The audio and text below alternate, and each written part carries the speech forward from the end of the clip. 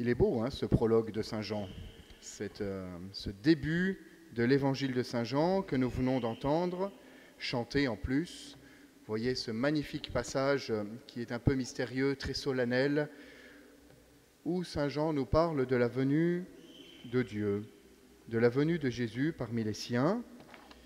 Voilà, si j'arrive à retrouver ça dans le lectionnaire, ce sera encore mieux.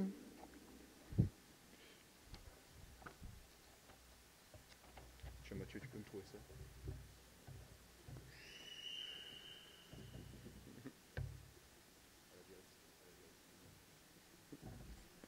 Voilà, pendant ce temps, je continue. Voilà, ce beau prologue où nous entendons parler de différentes choses. Nous entendons parler du Verbe, nous entendons parler de la vie, nous entendons parler de la lumière. Ah, superbe, merci. Voilà, au commencement était le Verbe, et le Verbe était auprès de Dieu, et le Verbe était Dieu. On connaît bien cette phrase-là. Vous savez que cet évangile, dans la forme ancienne du rite, donc avant la réforme liturgique, on le priait, on le lisait après chaque messe, donc ce qui en montre aussi l'importance. Hein. Et on commence toujours par « Au commencement était le Verbe, et le Verbe était auprès de Dieu, et le Verbe était Dieu ». Ce verbe, en grec, c'est le logos. C'est beaucoup plus que juste le verbe. C'est tout ce qui est, en fait, le raisonnement, l'intelligence, tout ce qui est la parole. C'est quelque chose d'extrêmement large en grec.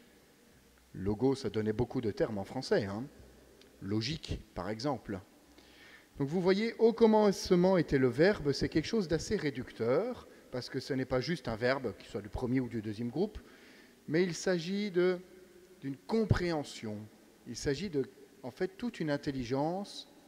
Dieu est intelligent, d'accord, mais il y a quelque chose d'une relation à la vérité qui est là. Et ça, c'est un mot important. Au commencement, on pourrait presque dire, était la vérité. Et cette vérité était auprès de Dieu, et cette vérité était Dieu. Tiens, ça tombe bien. Jésus dira, je suis le chemin, la vérité et la vie. Et voilà que ce verbe, que cette vérité va venir sur terre et se faire chair. Voilà ce premier élément qui est le verbe. On va ensuite comprendre que ce qui se fait chair aussi donne la vie.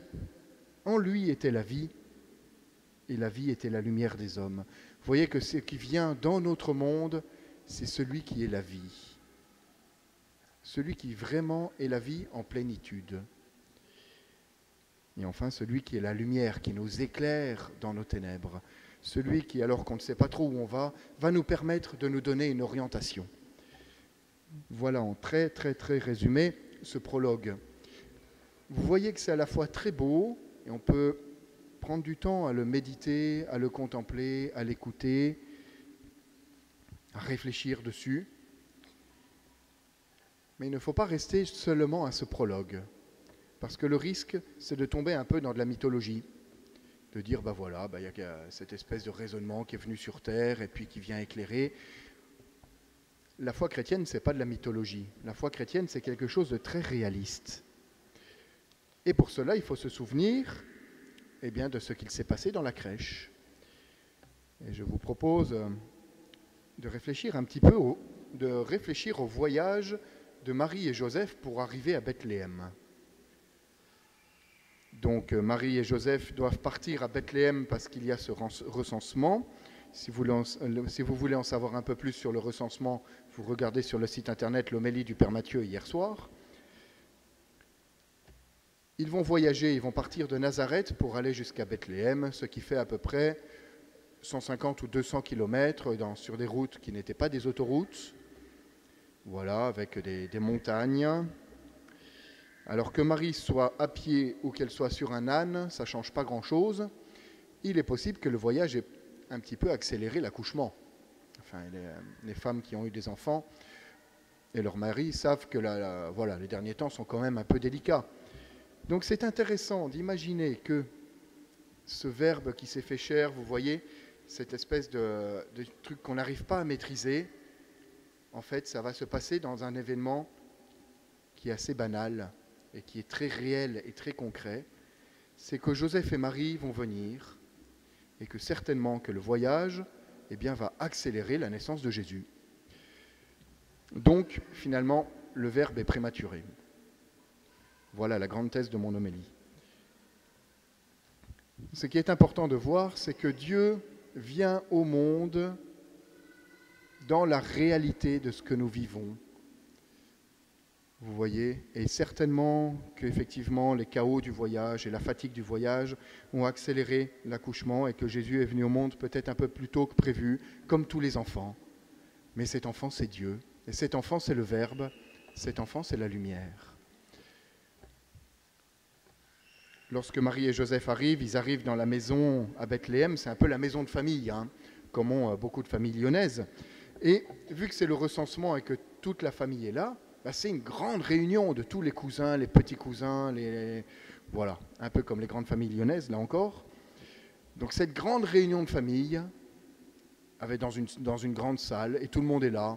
Alors on peut imaginer que ça discute, il y a les enfants qui courent, voilà, c'est là qu'on mange, c'est là qu'on dort. Vous voyez, c'est vraiment une espèce de vie familiale et communautaire un peu rudimentaire.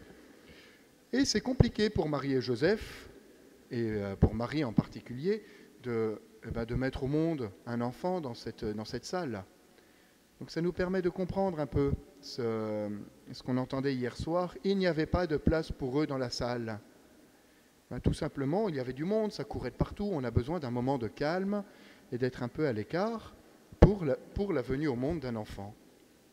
Là encore, Dieu ne vient pas de manière absolument mythologique, flamboyante et imaginaire, mais dans le concret d'une vie. Et dans une vraie pauvreté. Il faut se mettre un peu à l'écart. Alors peut-être que ce n'est pas une grotte où même la mousse était luminescente pour éclairer cet événement, mais c'était certainement un petit réduit où il y avait des animaux à côté de la maison, une dépendance, vous voyez.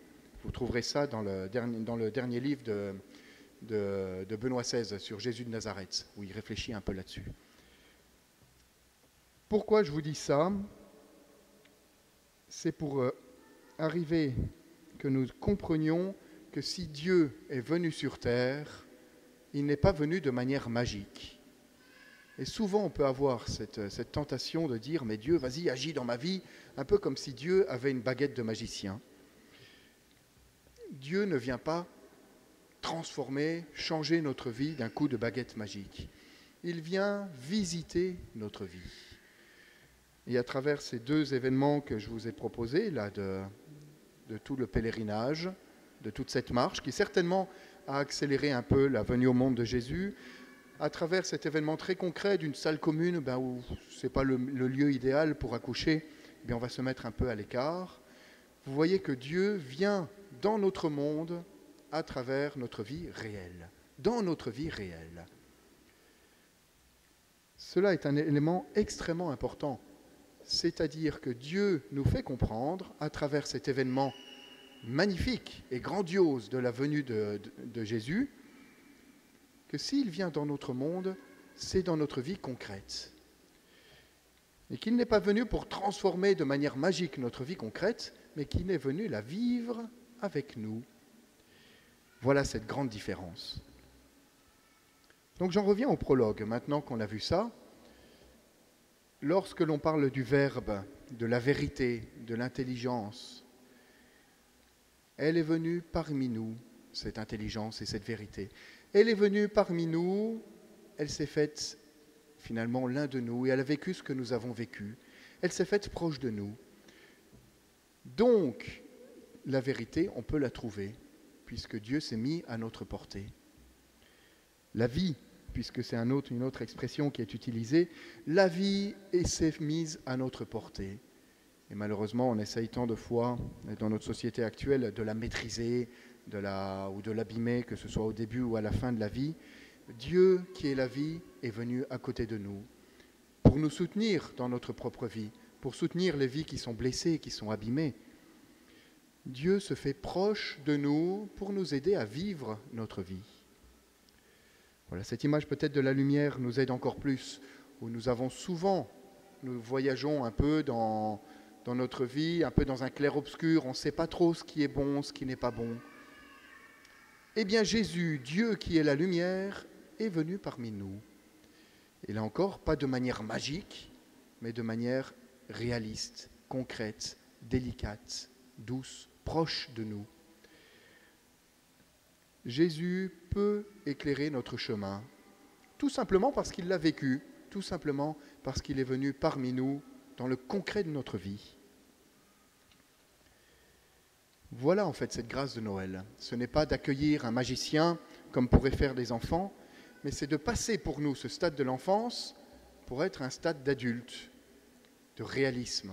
Dieu n'est pas cette espèce de magicien qui descend sur terre. Dieu est celui qui vient nous accompagner dans le concret de notre vie. Vous voyez, on pourrait se dire Noël c'est pour les enfants. Ben justement, non. Noël nous permet de comprendre qui est Dieu et de comprendre la manière qu'il utilise pour nous accompagner jour après jour. Eh bien, je vous propose dans cette Eucharistie de pouvoir justement demander à Jésus, qui vient de venir au monde, eh bien de nous aider à l'accueillir dans le concret de notre vie. Lui qui est né prématurément, je vais écrire au pape peut-être pour changer la date de l'Annonciation, parce que 9 mois complets, c'est un peu trop parfait. On sent qu'en fait, c'est pas ça. Voilà, eh bien Jésus qui est venu dans notre vie, qui nous donne pendant cette Eucharistie et dans toute cette année cette grâce de l'accueillir dans le quotidien de notre vie, dans nos petites joies, nos petites peines, nos grandes joies, nos grandes souffrances. Jésus les a vécues et Jésus les vit avec nous, nous soutient et nous console. Amen.